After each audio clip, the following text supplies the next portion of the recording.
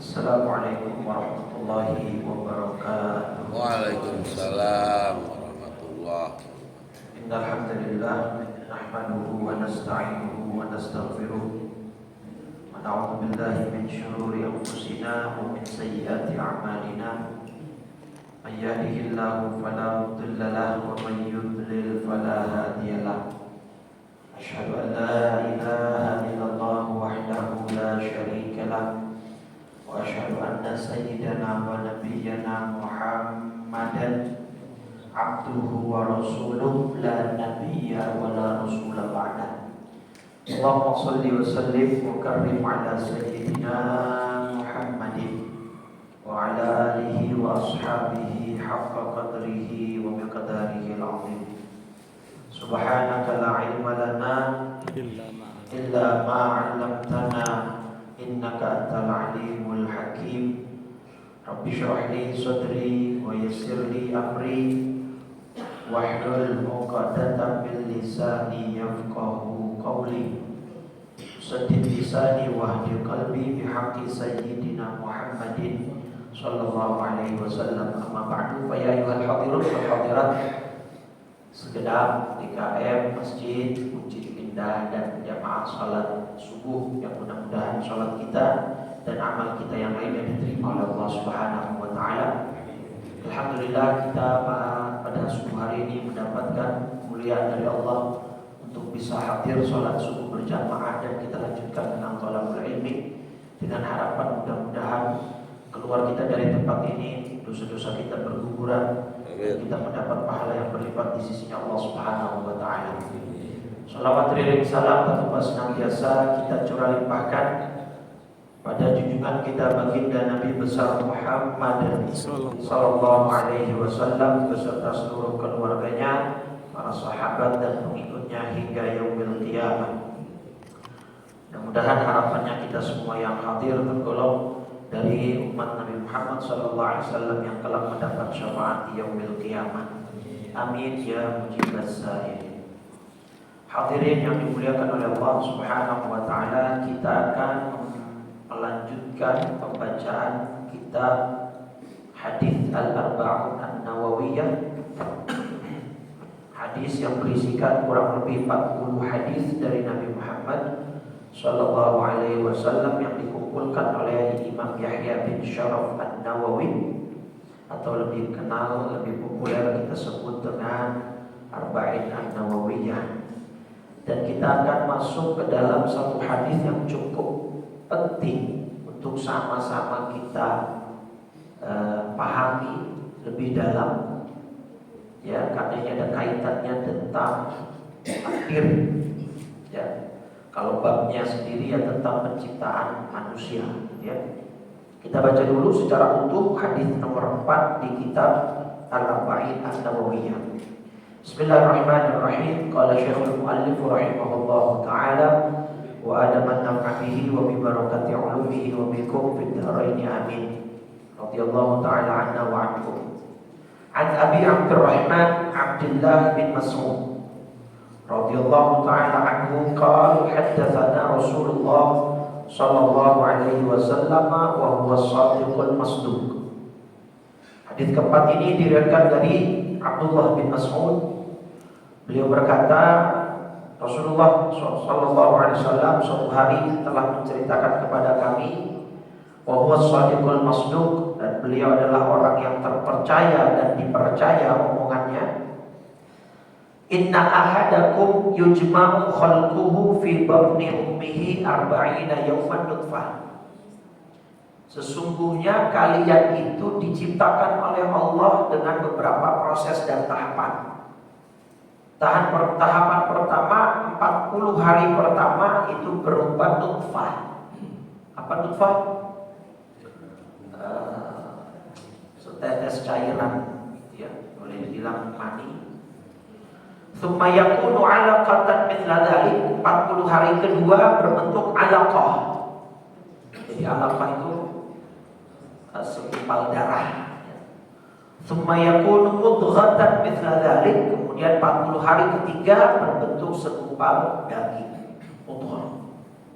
Jadi 40 hari, 40 hari, 40 hari, 40 hari nutfah, cairan mani, 40 hari alaqah berupa segumpal darah, dan 40 hari ketiga segumpal daging. Nah, ini juga menjadi bukti tanda kebesaran Allah dan mukjizat Nabi yang ternyata hadis ini datang 14 abad yang lalu saat dunia medis belum banyak riset dan penelitian, tapi kemudian proses dan tahapan ini diaminkan oleh ilmu medis bahwa memang tahapannya betul persis seperti apa yang Nabi katakan.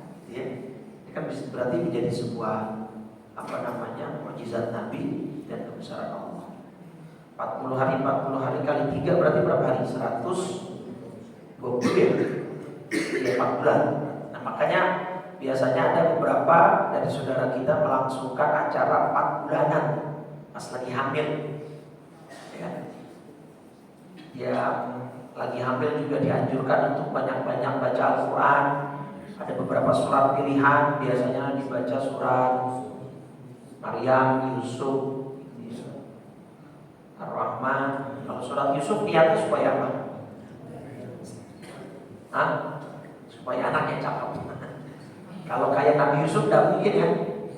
Nah, anak kan ya tergantung cetakan lah ya. Bapaknya begitu ya. Jadi niatnya harusnya supaya imannya kuat seperti imannya Nabi Yusuf. Ya. Kemudian tsumma yursalu ilaihil malak. Kemudian diutuslah malaikat ke dalam rahim ibu tersebut setelah melalui 4 bulan tadi, 120 hari tadi. Fayanfukhu fihi ruh. Kemudian Allah meniupkan ruh. Nah, kalau dalam ilmu fikihnya 4 mazhab ulama sepakat sebenarnya Bapak Ibu, kalau ketika bayi sudah ditiupkan ruh itu haram untuk digugurkan. Ya, haram untuk digugurkan. Ini yang saya alami pribadi, Pak. Anak saya yang nomor 3, hamil istri saya ketiga, itu ketika 5 jalan 6 bulan baru ketahuan bahwa ada kelainan di janin yang namanya anensepal. Anensepal itu tempurung kepalanya dan terbentuk sempurna. Jadi begitu lahir kepala anak saya separuh, jadi kayak kelapa di belah 2. Padahal kalau memang kelalaiannya dari kami ya, kata dokter sebenarnya di bawah 4 bulan atau 3 bulan itu sudah terdeteksi sebenarnya. Jadi kalau di bawah 4 bulan saat itu terdeteksi bisa langsung dilakukan aborsi atau pengeluaran janin karena belum ditiup ruh kan kalau sebelum 4 bulan. Ini dalilnya. Tapi karena saat itu ketahuannya baru di 6 bulan, akhirnya kami putuskan untuk dilanjutkan sampai 9 bulan dan lahir secara normal alhamdulillah, tapi bayinya hanya bertahan 8 jam. Karena memang bayi medisnya 95%-an itu bayi yang mengalami anensepal itu nggak bisa hidup lama karena kepalanya separuh, jadi otaknya itu separuh. Kelihatan begitu pas lahir itu kepalanya otaknya berdenyut itu terlihat. Itu ya. Kepada Allah doakan supaya menjadi tanggungan saya di akhirat nanti gitu ya. Nah, jadi itu 4 bulan itulah kemudian Allah meniupkan ruh dan perintah malaikat tadi untuk apa? Nah, di sini wa yu'mar bi arba'i kalimat, diperintah oleh Allah malaikat yang tadi diutus setelah 4 bulan menentukan atau mencatat 4 hal. Ya. Pertama, bikat birizki. Jadi 4 hal yang ditentukan di alam janin itu, pertama dia akan ditentukan rezekinya. Ya, bikat birizki. Yang kedua, wa amalihi, amal perbuatannya. Amal perbuatannya apakah soleh, apakah toleh, apakah jahat, apakah baik. Wa ajalihi, yang ketiga umurnya, ajalnya. Yang keempat, syaqiyun am sa'idun. Di sini yang nanti akan saya sedikit dalami, Pak. Kita udah dicatat, Pak, apakah kita termasuk orang yang bahagia? Bahagia ini sa'adah ya, Maksudnya adalah bahagia surga. Yang keempat, syaqiyun, celaka.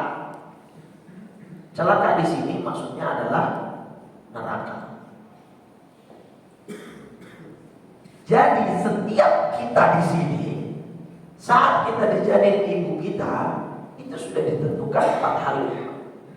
Rezekinya, amalnya, ajalnya, bahkan neraka dan surga. Nanti kita bahas dalam di sini yang keempat. Pertama saya membahas rezeki. Yang keempat, bahagia dan celaka, atau kalau bahasa simpelnya surga atau neraka. Sudah ditentukan kita surga atau nerakanya. Nah, masalah rezeki. Ayat apa? Wa ma min dabbatin fil ardi illa 'ala Allahi rizquha. Quran surat Hud surat 11 ayat 6. Tidaklah sesuatu yang bernyawa di muka bumi melainkan rezekinya sudah dijamin sama Allah. Bahkan ada hadis begini. Lan tamuta nafsun hatta tastawfiya rizqaha wa in abta'a fil rizqi. Bahwa tidak akan manusia itu mati sampai dia menyelesaikan atau menghabiskan semua rezekinya. Nah, kalau dalam ilmu usul fikih ada namanya mafhum, pemahaman. Seseorang tidak akan mati sampai dia menghabiskan rezekinya. Berarti kalau dia masih hidup, mesti rezekinya masih ada. Gitu. Paham ya? Kan hadisnya atau ayatnya itu kan tadi wa ma min dabbatin fil ardi illa 'ala Allahi rizquha. Semua yang bernyawa, semua yang bergerak di muka bumi pasti mendapatkan rezeki, jaminan rezeki dari Allah. Nah, maka hadisnya bilang tidak akan manusia mati sampai dia menghabiskan rezekinya. Mafhumnya, pemahaman tersiratnya, selama orang itu masih hidup maka rezekinya masih ada. Jadi apa yang perlu kita khawatirkan? Kalau khawatirnya dalam konteks usaha kita yang kurang atau kita belum mendapat pekerjaan kemudian dia berusaha, silakan. Tapi kalau khawatir sampai mengatakan, aduh saya takut nggak makan besok Ustaz, ada Allah kok takut. Kita aja manusia kadang-kadang lebih percaya. Misalkan janji besok ya, saya bayar utang. Yang katanya pas besok ditagih nggak bayar juga. Besok ya saya traktir, percaya. Tapi Allah udah kejamin pasti dapat rezeki. Makanya Nabi agak sedikit menyentil Pak, kita-kita yang sering kali itu mengabaikan ibadah dengan alasan mencari rezeki. Nabi bilang begini, "Lau annakum tatawakkaluna 'ala Allahi haqqa tawakkuli la razaqakumullahu kama razaqat tayr." Seandainya kalian benar-benar bertawakal kepada Allah dengan tawakal yang benar. Tawakal yang benar itu gimana? Setelah dia berusaha, setelah dia berikhtiar, kemudian dia doa dan tawakal pasrah. Maka sejatinya Allah akan memberikan rezeki kepadamu seperti Allah memberi rezeki kepada seekor burung. Kok burung? Perumpamaan dari Nabi, iya.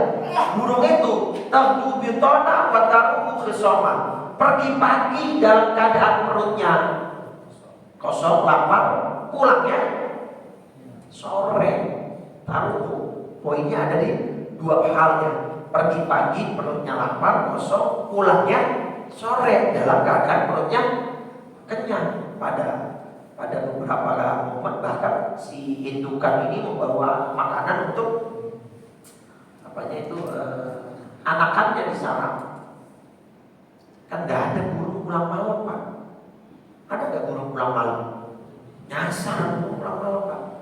Burung pulangnya sore semua, sebelum senja semua, sebelum gelap semua. Ya kalau burung pulangnya malam, burung nakal itu Pak. Burung hantu kan beda di nokturnal ya. Memang itu jenisnya. Tapi secara umum ya semua burung ya pulangnya sebelum gelap gitu kan. Nah itu, jadi itu yang perlu kita pahami untuk kemudian kita percaya sepenuhnya dengan Allah Subhanahu wa taala untuk kemudian Allah memberikan rezeki kepada kita. Amal. Tapi ini lebih saya tekankan berkaitan dengan yang nomor 4 ya. Ya kita kaji dulu nih. Bisa nggak manusia mengundurkan, memajukan jadwal kematiannya? Selain para nabi, nggak ada yang bisa. Kalau nabi ditawarin, Pak, Nabi Muhammad nih, malaikat disuruh turun. Hana waktu ya Muhammad, udah waktunya tiba ya Rasul ya Muhammad. Mau sekarang mau nanti? Ditawarin kalau Nabi Muhammad. Untung nabinya bukan kita. Kalau kita yang jadi nabi terus kita ditawarin mau sekarang apa nanti? Jawabannya kira-kira tak dulu. Belum selesai ini, belum selesai itu ya. Nah, jadi kalau kita nggak bisa ketika sudah ada ajalnya, ya, fa idza jaa ajaluhum la yastakhiruna sa'atan wa la yastaqdimun. Quran surat Al-A'raf surat 7 ayat 34. Ya, idza jaa ajaluha ya idza jaa fa idza jaa ajaluhum la yastakhiruna sa'atan wa la yastaqdimun. Gak mandang kaya miskin, gak mandang tua muda, gak mandang gender laki perempuan. Semua saatnya tiba akan kita kembali kepada Allah Subhanahu wa taala. Gitu ya. Nah, nanti kita bahas lagi, kita selesaikan dulu bacaan hadisnya. Fa wallahi alladzi la ilaha ghairuh inna ahadakum la ya'malu bi 'amali ahli jannah hatta ma yakuna bainahu wa bainaha illa dhira'. Fayasbiqu 'alaihi al-kitab fay'amalu bi 'amali ahli an-nar fayadkhuluha. Wa inna ahadakum la ya'malu bi 'amali ahli an-nar hatta ma yakuna bainahu wa bainaha illa dhira'. Fayasbiqu 'alaihi al-kitab fay'amalu bi 'amali ahli al-jannah fayadkhuluha. Di akhir hadis nomor 4 ini Bapak Ibu, Nabi menggambarkan ada dua manusia, ada dua jenis manusia. Jenis pertama, sehari-hari dia melakukan amal-amal soleh, amal-amal ahli surga, sehingga orang memandang dia, wah ini sih kayaknya udah bakalan menghuni surga nih. Bahkan kayaknya antara dia dengan surga udah tinggal sejengkal lagi. Saking solehnya gitu ya, saking alimnya, saking banyaknya ibadah ya. Persislah kayak jamaah masjid buncit gitu ya, masjid buncit ini. Sholatnya luar biasa. Baca Qurannya saya kira sehari sejuz di sini ya. Iya, sejuz sehari di sini bisa? Hah? 2 juz, masya Allah. Yang warna apa nih? Ya, sholatnya, jamaahnya di masjid, gitu ya. Termasuk ramai untuk waktokan ukuran sholat subuh, gitu ya. Bahkan saya yakin kalau saya datang ke sini untuk sholat subuh jam 3 pagi, saya sampai nggak bisa masuk, Pak. Masih kunci belum dibuka. Nah, jadi ada orang jenis pertama, secara zahir amalan-amalan dia soleh, Pak. Tapi ternyata di akhir hayat dia, fayasbiqu alaihil kitab, takdir berkata lain. Dia murtad, dia melakukan amal yang menghantarkan dia ke dalam neraka, amal-amal buruk jahat. Fayadkhuluha, akhirnya dia masuk ke dalam neraka. Bapak Ibu sebenarnya ada kan? Ya, ini saya nggak bisa tampilkan karena nggak ada ininya. Bapak Ibu kalau pegang handphone bisa searching Cira International, tulisannya CIRA, atau Cira, CIRA, Cira International. Itu sebuah yayasan ya yang bermarkas di US.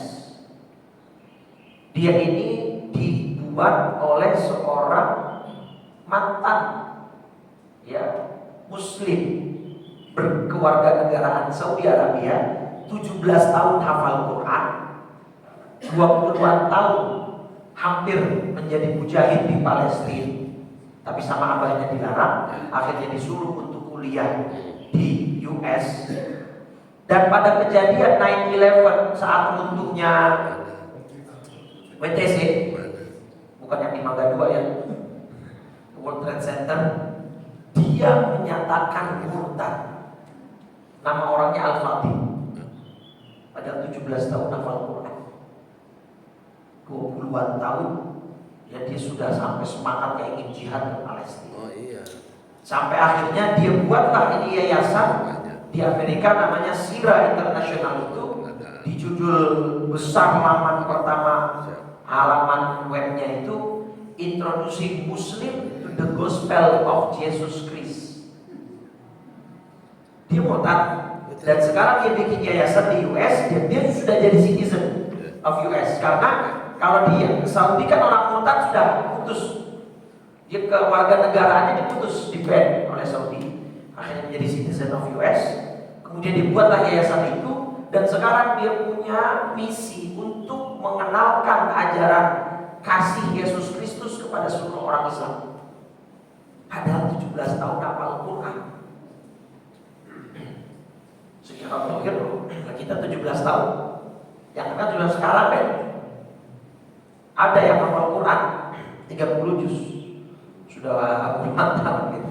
Kita jangan-jangan kuliah ayyuhal kafirun aja gak bisa selesai nih Pak. Bolak-balik lagi. Ma'abudu ma'ta'budun gak kelar-kelar.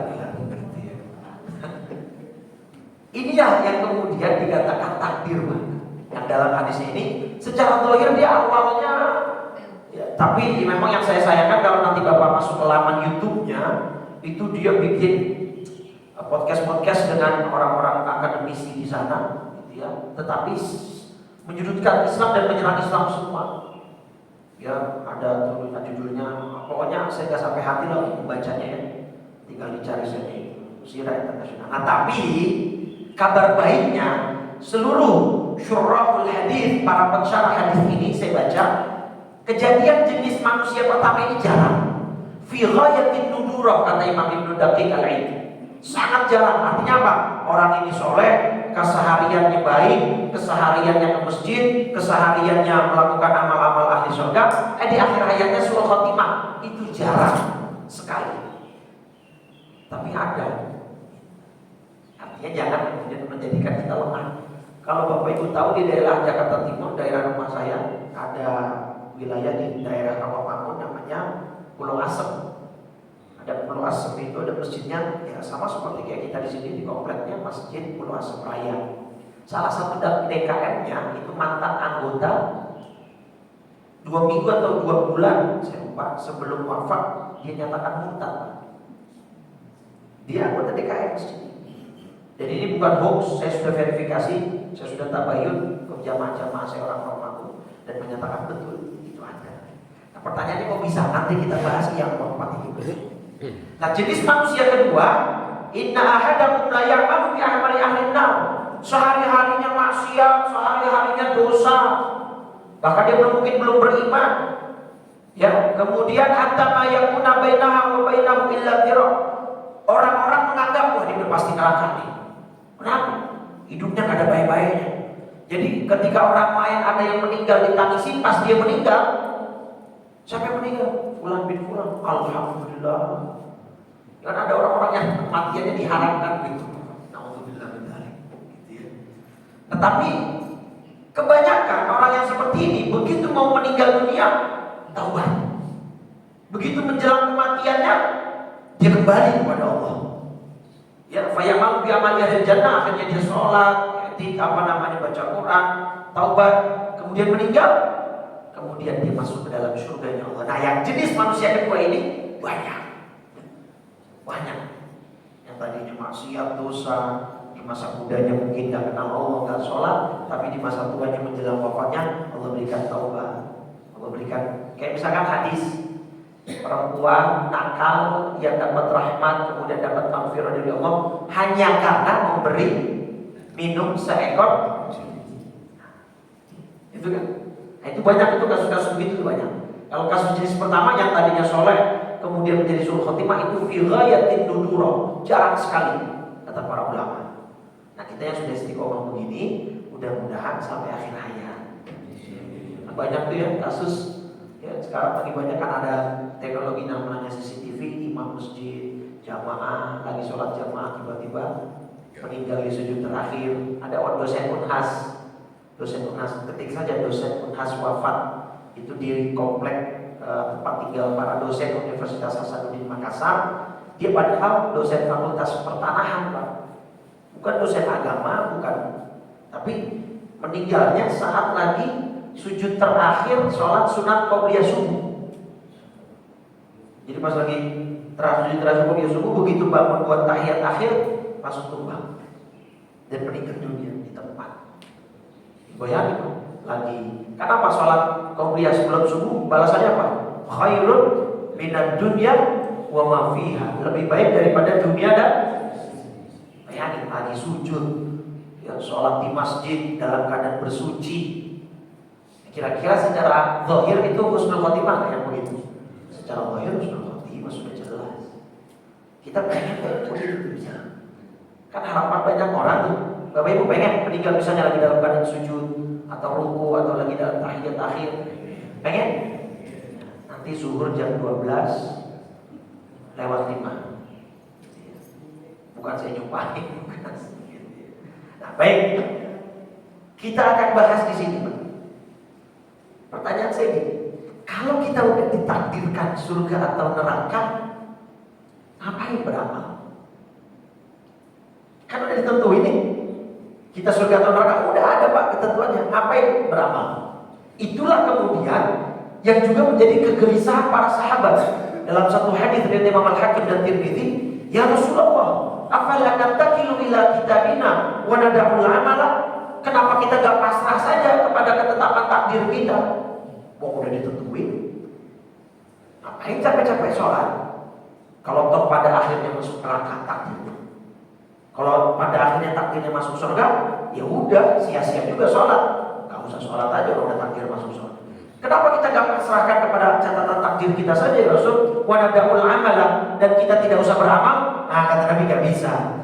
I'malu, kalian harus tetap beramal karena itu perintah dari Allah sebagai sang Khalik. Kita seorang hamba, kita hanya nurut kepada perintah. Ya sebenarnya ibadah itu ya cuma apa? Sami'na wa ata'na. Kita dengar, kita diperintah ya kita. Kalau dulu zaman perbudakan saja Pak, ada orang tuan bisa punya budak kan, zaman dulu kan. Ini budak aja harus 100% melayani tuan kan Pak. Bahkan mohon maaf, kalau tuannya laki-laki, budaknya perempuan, boleh gak dia berhubungan badan dengan budaknya? Zaman dulu boleh, milkul yamin teman. Sampai sebegitunya, dia harus 100% taat, patuh, nurut. Padahal tuan ini bukan yang menciptakan si budak, dia hanya membeli. Betul gak? Itu saja hubungan interaksi antara budak dengan tuan yang sesama manusia, sesama makhluk, bisa sedalam itu kepatuhannya si budak, apalagi kita kepada Allah Subhanahu wa taala. Maka kalian harus tetap beramal.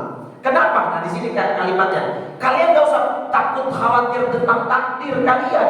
Fakullun muyassarun lima khuliqa li ajri. Karena setiap manusia akan dimudahkan sesuai tujuan, sesuai takdir penciptaannya. Jadi gini, kalau kalian ditakdirkan surga, Allah akan mudahin amal-amal yang mengantarkan kalian ke surga. Kalau kalian ditakdirkan ke neraka, Allah akan mudahin jalan-jalan atau amal-amal yang menyebabkan dia masuk ke neraka. Nah, kemudian di sini yang menarik, Nabi mengutip ayat ini habis ya. Quran surat 92 surat Al-Lail ayat 5 sampai 10. Ya. Surat 92 surat Al-Lail ayat 5 sampai 10. Nah, ini ada korelasi untuk Ramadan kita besok, Pak. Jadi setelah sahabat nanya tentang takdir ini, surga atau neraka, kemudian Nabi mengutip surat Al-Lail surat 92 ayat 5 sampai 10. Nah, ini ada korelasinya untuk Ramadan kita besok. Apa surat Al-Lail ayat 5 sampai 10? Fa amma man a'ta wattaqa. Fa amma man a'ta wattaqa wa saddaqa bil husna fasanuyassiruhu. Nah, kalimat ya ini saya hapus dulu. Surat 92 surat Al-Lail ayat 5 sampai 10. Kalimat ayat 5-nya fa amma man a'ta wattaqa wa saddaqa bil husna. Ayat 6 ayat 7-nya fasanuyassiruhu lil yusra. fasanuyassiruhu lil yusra. Gini Pak, fa amma man aqqa wattaqa, kata Nabi mengutip ayat 5 sampai 10 surat Al-Lail surat 92, barang siapa aqqa memberi, wattaqa dan bertakwa. Saya tanya, memberi sebagian harta kita atau berbagi itu part of takwa atau bukan? Bagian dari takwa. Kenapa dipisah? Kata ulama tafsir, fihi dalilun ala maziyatil i'ta. Kenapa Allah memisahkan antara berbagi dengan bertakwa, padahal berbagi adalah bagian dari takwa itu sendiri? Karena berbagi adalah salah satu amal yang tadi di sini fasanuyassiruhu lil yusra, yang bisa memudahkan jalan orang menuju surga, menuju kebahagiaan, menuju kemudahan. Jadi fasanuyassiruhu lil yusra, maka kami mudahkan dia menuju jalan kemudahan atau kebahagiaan, maksudnya surga. Nah kan Ramadan berbagi Pak, betul ya? Dalam hadis Bukhari Muslimnya, karena Rasulullah SAW ajwadan nas wa ajwadu ma yakun fi Ramadan. Nabi itu orang paling dermawan, dan ketika datang Ramadan lebih dermawan lagi. Ada satu kisah di dalam kitab Al-Qirtas. Kitab Al-Qirtas ini syarah Ratib Al-Aqtas. Kitab kisah Ratib kan ada Ratibul Haddad, ada Ratibul Aqtas, dan Ratibul Aqtas. Ada hadis begini, lau sadaqas sa'ilu ma aflaha man raddahu. Kalau ada orang datang ke kita minta bantuan, kita mampu nih untuk bantu, tapi kita gak bantu, ma aflaha man raddahu. Gak beruntung orang yang menolak permintaan tolong dari orang lain. Nah maka ulama-ulama Hadramaut di Yaman Pak itu punya kebiasaan untuk mengamalkan hadis ini. Apa kebiasaannya? Kalau mereka ini melakukan safar perjalanan, mereka selalu bawa di kantongnya jarum sama benang. Tuh, buat apa jarum sama benang? Misalnya nanti di perjalanan bekal mereka habis, uang mereka habis, ada orang datang minta-minta. Saking ingin mengamalkan hadis tadi, kan udah gak punya apa-apa tuh. Main dan nasyid, mohon maaf ya, bekal saya habis, duit juga udah gak ada. Tapi karena kamu datang ke saya minta tolong, saya gak mau nolak kamu nih. Saya takut masuk ke dalam ancaman hadis Nabi, saya jadi gak beruntung nanti. Terus gimana? Nah tadi dia bawa apa tuh? Jarum sama benang. Dia bakal ngomong begini, ulama-ulama Hadramaut begitu. Hal fi thiyabika min khiyadin fa ukhayyiduhu. Gini aja, baju kamu ada yang bolong kan? Baju kamu ada yang robek kan? Karena saya udah gak punya uang, makanan bekal saya juga sudah habis, tapi saya gak mau nolak kamu nih. Kira-kira baju kamu ada yang sobek gak? Biar saya jahit. Sampai segitunya Pak. Nah maka hikmahnya besok kalau Bapak Ibu pergi kemana-mana, jangan lupa bawa duit yang banyak. Kalau bawa jarum benang sekarang gak ada yang mau. Ya, tukang parkir kita kasih 1.000 aja sekarang mesem mukanya Pak. Bawa duit yang banyak kan biar kita bisa banyak berbagi gitu ya.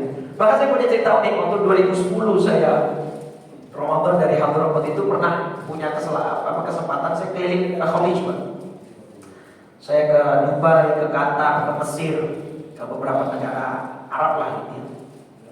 Ada pemandangan unik di Ramadan itu kan ada hadis Bapak Ibu nih. Ini juga jangan sampai dilewatkan ya. Man fattara sha'iman ya falahu mithlu ajrihi ghairu annahu la yunqasu min ajri shaimi syai'a. Siapa yang memberi makan orang yang puasa, dia dapat pahala orang yang dia beri makan. Contoh gini Pak, misalkan di Masjid Buncit kita ada 10 orang yang setiap harinya buka puasa di sini. Dari imam, dari makmum misalnya, dari jamaah yang rutin. Bapak Ibu nyumbang nih misalnya air mineral, kurma, gorengan, apa segala macam, mereka makan nih. Berarti orang donatur ini yang nanti yang memberikan makanan orang buka puasa ini dapat pahala berapa orang? 11 dengan pahala dia sendiri. Paham ya? Itu kalau 10 orang, kalau 20, kalau 30. Nah, mengamalkan hadis Tirmidzi ini, orang-orang Mesir, terutama Dubai, Qatar itu yang kaya luar biasa memang ya. Di Dubai, Qatar itu kan, Masya Allah, mereka miaranya bukan kucing lagi, Pak. Mereka miaranya udah harimau, macan, singa, beruang.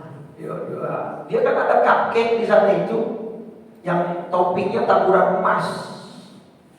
Jadi cupcake, tapi taburannya bukan meses, bukan keju, bukan coklat, tapi emas. Emas murni, bisa dimakan. Harga satu cupcake 24 juta kalau dirupiahkan.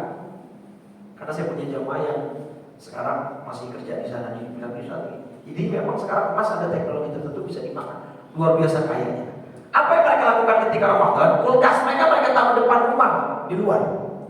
Mereka tulis di pintunya majanan lis-shaimin. Ya, gratis buat orang puasa. Jadi diisi sama dia apa? Al-awasir, aneka macam jus, buat tumur, aneka macam kurma, oh yang ajwa, sukari, segala macam. Jadi orang lewat tinggal ambil, tinggal makan, kosong tinggal isi. Itu yang saya subhanallah sampai semangat itu mereka untuk melakukan pengamalan hadis memberi makan orang yang buka. Kan kalau kita suka ada tuh di jalanan-jalanan protokol anak-anak muda pada berbagi takjil pakai plastik, paling cuma 3 butir kurma, 1 bungkus roti, air mineral kecil, bagi-bagi gitu kan. Tapi itu berarti bagi orang-orang yang di jalanan itu. Jadi atau masjid, jadi jangan sampai melewatkan di program-program begini. Pahalanya besar sekali. Ya. Walaupun caranya nggak bisa plek kita tiru. Kalau cara yang tadi diterapkan di Jakarta, kulkasnya lah. sama kulkas-kulkasnya digodol, Pak. Gitu ya. Artinya ya dimodifikasi lah caranya gitu kan. Nah itu tadi Bapak Ibu. Jadi ketika Nabi ditanya tentang kenapa kita nggak pasrahkan ke takdir aja ya Rasul, nggak bisa. Kalian harus tetap beramal. Nah, Nabi mengutip surat Al-Lail, surat 92 ayat 5 sampai 10 yang isinya fa'amma man a'ta wattaqa wa saddaqa bil husna fasanuyassiruhu lil yusra. Orang yang berbagi dan bertakwa serta membenarkan adanya pahala surga, maka besok akan kami mudahkan jalan menuju surga. Jadi kesimpulannya, orang yang dermawan jalan ke surganya akan mudah. Tapi ayat selanjutnya 8, 9, 10 wa amma man bakhila. Apa bakhila? Bakhil, kikir. Apalagi bahasanya? Pelit, medit. Banyak kan istilah. Bahkan kata orang Betawi, Pak, ada orang saking pelitnya, dosanya banyak, diminta gak dikasih. Enak aja dosa gue nih, lu bikin sendiri soal dosa. Saking apanya tuh? Saking pelitnya, naudzubillah. Apa fa'amma man bakhila wastaghna wa kadzdzaba bil husna fasanuyassiruhu lil usra. Kalau di sini pakai ain. Kalau di sini kan yusra. Yusra itu kemudahan, usra kesulitan. Jadi kinayah kata kiasan. Yusra di sini maksudnya surga. Yang usra di sini maksudnya neraka. Jadi kalau orang bakhil, orang kikir, orang pelit itu akan gampang masuk neraka. Nah ini untuk kemudian bekal kita nanti di Ramadan, Pak. Kemarin itu kan belum berbagi. Ya kan kayak ibu nih suka masak biasanya. Makanya kan hadisnya kata Nabi ke Abu Dzar, "Idza tabakta maraqan fa'akthir ma'ahu." Kalau masak sayur banyakin banyakin apa aja nih? Nah, kalau redaksinya betul, banyakin airnya, kuahnya. Mungkin nggak Nabi menyuruh kita kasih cuman air doang kuah? Kan nggak mungkin ya. Itu cuma bahasa Nabi ingin menekankan kayaknya nggak melesak deh untuk kamu gak berbagi. Gitu. Kalau misalkan kuahnya doang, coba ibu besok praktekin. Ya kasih ke bapak-bapak sini, ke tetangganya, Pak Haji, Bu, ini saya masak sayur, kuahnya kebanyakan. Mungkin diterima, tapi kan jadi omongan itu satu kompleks satu kampung yang selesai. Artinya Nabi menekankan tidak ada alasan untuk kita tidak berbagi. Yang ngasih alasan kita supaya tidak berbagi siapa?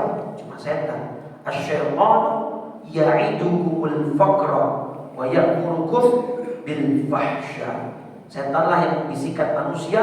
Surat Al-Baqarah surat 2 ayat 268. Ya, ini Bapak Ibu. 268 ini setan lah yang membisikkan kita untuk kita menjadi kikir dan tidak berbagi. Baik, terakhir yang ingin saya bahas tadi ya, masalah takdir sebagai penutup. Ini penting untuk akidah kita Bapak Ibu. Kan? Karena tadi udah jelas tuh, kita nggak usah mikirin takdir kita hanya beramal saja dan insya Allah kita akan diberikan kemudahan oleh Allah untuk maju masuk ke dalam surga. Nah sekarang begini, apa yang Bapak Ibu lakukan saat ini? Ya, ini perbuatan manusia, perbuatan kita, apa perbuatan Allah, Pak? Ini Bapak duduk nih dengerin saya ngomong, dengerin kajian, denger hadis, gitu ya. Dan saya terima kasih. Saya bisa bayangkan kalau Bapak Ibu ada yang duduk pergi semua pulang semua, saya ngomong sendirian. Security lewat melihat saya ngomong sendirian, Ustaz udah lama begitu. Ngomong sendirian. Tapi ini kita bisa melakukan amal soleh ini perbuatan siapa, Pak? Perbuatan siapa? Bapak Ibu nanti buka Quran surat As-Saffat surat 37 ayat 96. Surat As-Saffat surat 37 ayat 96 Allah berfirman, wallahu khalaqakum wa ma ta'malun. Dan Allah lah yang menciptakan kalian dan apapun yang kalian kerjakan. Nah, maka ini ada 3 mazhab. 3 mazhab dalam akidah, dalam tauhid tentang perbuatan manusia. Ya. Pertama yang disebut apa namanya? Saya hapus ya. Surat 37 ini nanti di atas saya tulis. Surat 37 ayat 96. Ada yang pertama namanya Jabariyah. Jabariyah atau bahasa filsafatnya fatalisme. Mereka meyakini manusia itu layaknya wayang. Dalamnya siapa? Allah. Jadi manusia udah nggak punya kuasa. Mau masuk surga, mau masuk neraka, itu terserah Allah. Mau berbuat jahat, mau berbuat baik, itu terserah Allah. Mau berbuat maksiat, mau berbuat ibadah, itu juga Allah semua yang ditekankan, itu yang disandarkan. Manusia udah nggak bisa ngapain. Nah, secara akal sehat, Bapak Ibu kesini saja tadi nih, ada merasa dipaksa kan? Enggak kan? Kita bisa memilih kok. Antara datang ke masjid atau tidak, melakukan ibadah atau tidak, bisa pilih kan? Bisa, itu bertolak belakang dengan akal sehat. Nah yang ketiga ada namanya Qadariyah. Ini kebalikan dari Jabariyah. Jadi kalau Qadariyah atau free will, ya, ini mengatakan Allah nggak punya andil. Kalau manusia itu masuk surga, ya karena ibadah dia. Kalau orang itu masuk neraka, ya karena kelakuan dia. Kalau orang itu sembuh, karena dia berobat. Kalau orang itu sukses, karena kerja keras dia. Allah sudah putus, gak punya andil sama sekali. Ini lebih bahaya lagi, karena dia mengatakan Allah tidak punya peran dalam kehidupan manusia. Manusialah yang 100% menentukan hidup dia. Ini lebih bahaya lagi. Fa idza maridtu fa huwa yashfi, wa idza maridtu fa huwa yashfi. Kalau kita sakit, yang ibu siapa? Allah. Nah ini lebih bahaya. Nah, kita di tengah-tengah mazhab Ahlus Sunnah wal Jamaah, saya singkat Aswaja. Nah kita punya konsep namanya apa? Al-Kasbu wal Ikhtiyar. Al-Kasbu wal Ikhtiyar, usaha dan ikhtiar atau pilihan ya. Usaha dan ikhtiar atau pilihan. Jadi gini Bapak Ibu, nah ini kaitannya ke akidah. Bapak Ibu bisa duduk di sini ketika sudah terjadi ini semua ciptaan Allah. Bapak jalan, kaki Bapak kan yang Allah nyiptain. Yang ngasih tenaga untuk jalan siapa? Allah. Bapak bisa melihat, matanya dari siapa? Allah. Kemampuan melihat Bapak dari siapa? Bapak duduk di sini bisa sabar mendengar saya ngomong, mendengar kajian, itu juga dari siapa? Dari Allah. Dan terus kita hanya diberi ruang yang namanya ikhtiar wal kasb, pilihan. Mau milih sholat atau enggak? Mau milih maksiat atau ibadah, mau milih nikah atau zina. Jadi manusia itu yang akan dipertanggungjawabkan apa? Pilihannya. Tapi ketika masing-masing sudah pada actionnya ya itu semua Allah Subhanahu wa Ta'ala yang punya kuasa. Nah maka kita sebagai manusia diberi media akal oleh Allah qalbu untuk berpikir merenung supaya kita melaksanakan semua perintah dari Allah Subhanahu wa Ta'ala. Jadi tidak usah pusing pikirin takdir kita surga atau neraka, udah beramal aja, berbuat saja, toh pada akhirnya insya Allah kita semua sesuai dengan indikator yang sekarang kita rasakan, insya Allah dengan husnudzon kepada Allah kita masuk surga semua. Udah gak usah pakai khawatir surga sih mas, gak usah khawatir begitu, jalanin aja. Ya, yang penting kita melaksanakan semua perintahnya, ninggalin semua larangannya, udah selesai. Yang penting kita memilih hal-hal yang kita anggap menjadi hal-hal yang bisa baik untuk dunia dan akhirat kita. Begitu ya. Jadi pesan terakhirnya jangan bosan untuk terus minta wafat agar husnul khotimah. Ya, Allahumma inna nas'aluka husnul khotimah wa na'udzubika min syarril 'aqibati wa su'il khotimah, atau ya muqallibal qulub tsabbit qalbi 'ala dinik, atau Al-Imran ayat 8 Rabbana la tuzigh qulubana ba'da idh hadaytana wa hab lana min ladunka rahmah innaka antal wahhab. Itu jangan bosan. Jangan, karena tadi ada beberapa contoh kasus ya walaupun jarang tapi ada orang yang tadinya muslim kemudian murtad, orang yang tadinya ibadah rajin kemudian maksiat dan lain sebagainya. Tapi yang banyak adalah justru kebalikannya, yang tadinya maksiat menjadi orang-orang yang ahli taat. Nah besok di Ramadan ya niatkan kita, azamkan untuk kita bisa lebih semangat dalam berbagi, gitu ya, berbagi yang bisa kita lakukan terutama memberi makan orang puasa, berbagi pada anak yatim dan lain seterusnya. Dengan itu mudah-mudahan sesuai janji Allah tadi, fasanuyassiruhu lil yusra, kita akan dimudahkan menuju surganya Allah Subhanahu wa Ta'ala. Amin ya rabbal alamin. Baik, saya kira cukup untuk pembahasan di hadis yang keempat ini tentang penciptaan manusia di alam janin dan takdir kita yang sudah ditentukan oleh Allah Subhanahu wa Ta'ala. Kita tutup. Ada pertanyaan? Silakan.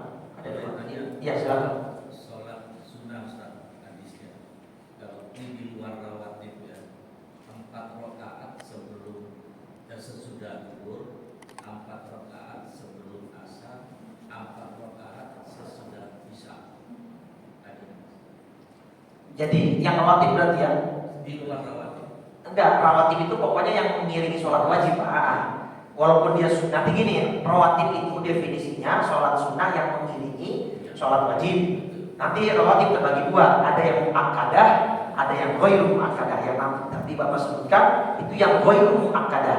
4 rakaat sebelum asar ada.